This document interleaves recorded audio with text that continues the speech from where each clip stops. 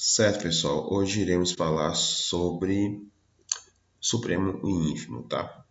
Vamos então para a nossa definição. Considere um subconjunto, né? Eu vou chamar aqui de X, né? X maiúsculo. Então a gente fala que o A ele vai ser o ínfimo de X quando esse A for a maior das cotas inferiores de X, né? Então a gente vai fazer a notação como sendo ínfimo, né? Ínfimo de X. Eu posso utilizar essa anotação aqui ou a notação em parênteses, tá?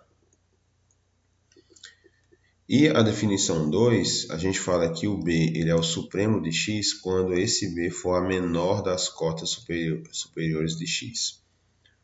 A notação aqui seria esse sub x, né? Supremo de x. Então, da mesma forma, sem parênteses ou com parênteses. Vamos só refletir um pouco sobre isso, tá, pessoal? Então, quando eu falo, retomando, né, o que a gente abordou no vídeo anterior sobre cotas, né? Existem infinitas cotas, tanto inferiores como superiores. Aí, nesse caso agora, quando eu estou falando de ínfimo, eu estou me referindo apenas a uma pessoa, né? A um número só. E o ínfimo, o que seria o ínfimo? Seria, no caso, né, o limite, né? Seria o ponto final. Ou seja, ele é o maior entre os menores. Esse seria, a grosso modo, né, o entendimento. Então, de novo, o que seria um ínfimo, né? Como eu falei, existem infinitas cotas inferiores. E aí, nesse caso, eu estou pegando entre esses caras, né, que são pequenos, estou pegando o maior deles. Por outro lado, o supremo seria o quê? O supremo seria justamente o oposto. Mais uma vez, eu tenho infinitas cotas superiores, tá? E aí, nesse caso, quando eu estou me referindo ao supremo, eu estou me referindo, no caso, ao ponto inicial, ao cara inicial, ou seja, entre os maiores, quem é o menor, certo? Então, é bom que a gente entenda, né? Leia e releia essa definição, porque muitas vezes a galera confunde um pouco e troca as bolas, tá? Em relação a ínfimo e supremo, tá? Vamos ver aqui um exemplo. Vou colocar aqui, vou pegar aqui um exemplo de um conjunto X, tá? No caso aqui, menos 2 é menos 1 e 0. União ao intervalo aberto 2 e 7, no caso 7 fechado. Bom, graficamente, né, a gente teria o seguinte, a gente teria aqui os elementos menos 2, menos 1 e 0, o intervalo aberto no 2 e fechado no 7, né, assim? Então, vamos lá. Todo mundo que está à esquerda do menos 2, né, aqui o menos 2, todo mundo que está à esquerda, ele é uma cota inferior, tá? Só que nesse caso,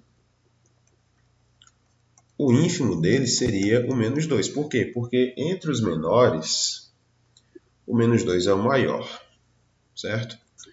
Da mesma forma, olhando para o outro lado agora da história. Todo mundo maior ou igual do que 7, né? Todo mundo que está à esquerda aqui, né?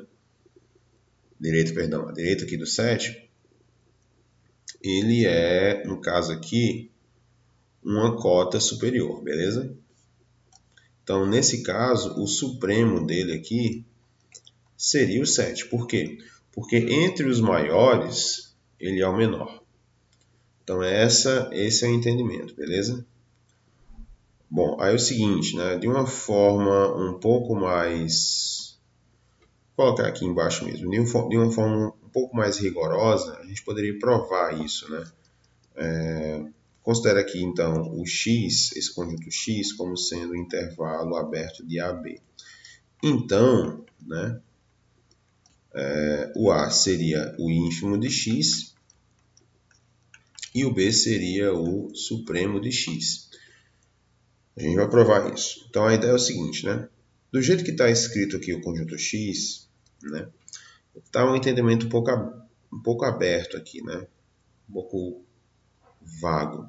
A gente pode reescrever esse conjunto, né, como sendo dessa forma aqui, ó.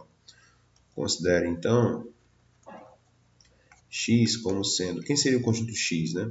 Seria os elementos x reais, né? Tal que x está entre A e B. Então, dessa forma, né, fica até um pouco mais intuitivo, né, afirmar que o A é o ínfimo e que o B é o supremo. Tá? Então, para provar de fato, né, de uma forma um pouco mais algébrica, a gente vai fazer o seguinte, né, considere aqui um C real, né, tal que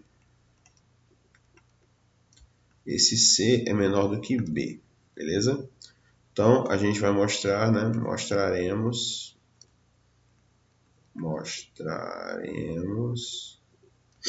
que existe aqui um x, né? Só escrever aqui direito.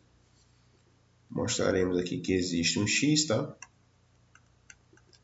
Pertencente ao conjunto x, grandão, tal que C é menor do que x, tá? Ou seja, esse C aí, no caso, pessoal, ele não vai ser cota superior, tá? No caso aqui eu estou focando no supremo, tá? A gente poderia também fazer a prova olhando para o lado do ínfimo também, tá? Então vamos lá, caso 1. Tem dois casos aqui a considerar, né? C menor ou igual do que A. Nesse caso, né, existe aqui um x1 que seria a média aritmética de A e B, tá? Essa média pertence ao intervalo AB. De tal forma que o seguinte, né? Tal que C menor ou igual do que A implica dizer que esse A seria menor do que a média, né, aritmética de A e B, que aqui no caso é igual a x1. E aí acabou. No caso 2, a gente vai levar em consideração que o C está entre A e B de fato, né? Então agora existe um x2 que vai ser a média, né, entre C e B. E essa média pertence também ao intervalo AB, tal que o C vai ser menor, né, do que essa média aritmética aqui, tá? E aí, de fato, essa média aritmética eu já defini como sendo x2. E aí, no caso, a gente consegue mostrar que o C ele não é cota superior de x. Graficamente, pessoal, seria o seguinte, a gente tem aqui a reta real, colocar aqui o intervalo AB, tá? E aí, o caso 1 seria considerar aqui o C menor ou igual do que A, tá? Então, aqui é o caso 1. O C estaria aqui. Aqui é o caso 1. E aí, no caso, a gente considera um x1, né, que seria a média aritmética entre A e B. De fato, olhando aqui graficamente, né, fica muito intuitivo, tá? Vou pegar aqui um x1 aqui, que seria a média aritmética entre A e B. E esse C, no caso, seria menor ou igual do que A, que por sua vez é menor do que o x1. Beleza? E o caso 2 seria considerar, então, um C aqui, né? Seria o caso 2. Aí, no caso, eu pego uma média aritmética entre C e B, que seria o x2, né? De tal forma, então, que o C seria menor do que essa média entre A e B. Bom, mais duas definições aqui. Quando o supremo de um conjunto X pertence a X, ele é chamado de máximo. E quando o ínfimo de um conjunto X pertence a X, ele é chamado de mínimo, tá? Então, só para a gente entender aqui, pega o conjunto X, tá? Formado aqui por menos 2 aberto e 7 fechado. Vamos entender então esse conjunto aqui, tá? Quem seria o mínimo de x? O mínimo de x não existe. Por quê? Porque menos 2 ele está aberto. Por sua vez, né, o ínfimo dele seria menos 2. Beleza, o ínfimo é menos 2. Mas o mínimo dele não tem. Tá? E aí, no caso, olhando pelo outro lado, né? Quem é o máximo aqui do x? Quem seria o máximo aqui do x? Seria o 7. E o supremo dele, né? Também seria 7, porque no caso aqui o 7 está fechado. Então é isso que a definição aqui afirma, tá? Bom, então vamos aqui para a nossa proposição. Eu vou demonstrar isso, tá? O supremo de um conjunto, se ele existir, ele é único. O mesmo vale para o ínfimo, tá? Então eu vou mostrar aqui o lado do supremo. Um ínfimo é feito de forma análoga. Então vamos aqui provar. Então considere aqui no caso A como sendo o supremo de x e B o supremo de x. Então a gente quer mostrar o seguinte. Queremos mostrar, né? Queremos mostrar que A é igual a B. Aí para isso é só usar a definição, tá?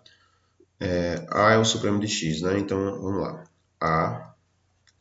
O elemento A é a menor cota superior de x, tá? Por outro lado,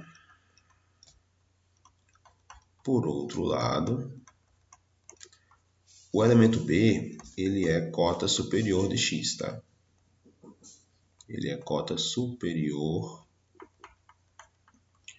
de x. Logo, nesse caso, né, o A é menor ou igual do que B, beleza? Além disso, o B, né, o B é supremo, né? O B é a menor cota superior de x, beleza? Por outro lado, o A é cota superior de x. Percebeu, né, onde eu estou querendo chegar, né, pessoal? Logo, o que a gente tem aqui, então? Que o B é menor ou igual do que A. Aí vamos lá. B é menor ou igual do que A é menor ou igual do que B. Com essas duas desigualdades, né? Sendo assim, a gente tem que A é igual a B. E aí provou. Beleza? Eu usei só o entendimento da definição, tá? Supremo e de cotas, né? E aí é o seguinte, pessoal. A gente vai ficar por isso, tá? Ficamos por aqui. Próximo vídeo a gente vai falar mais um pouco, né? Sobre supremo e ínfimo. E eu vou definir o axioma do supremo, tá? Também conhecido como o axioma da completude. Então é isso, pessoal. Até a próxima.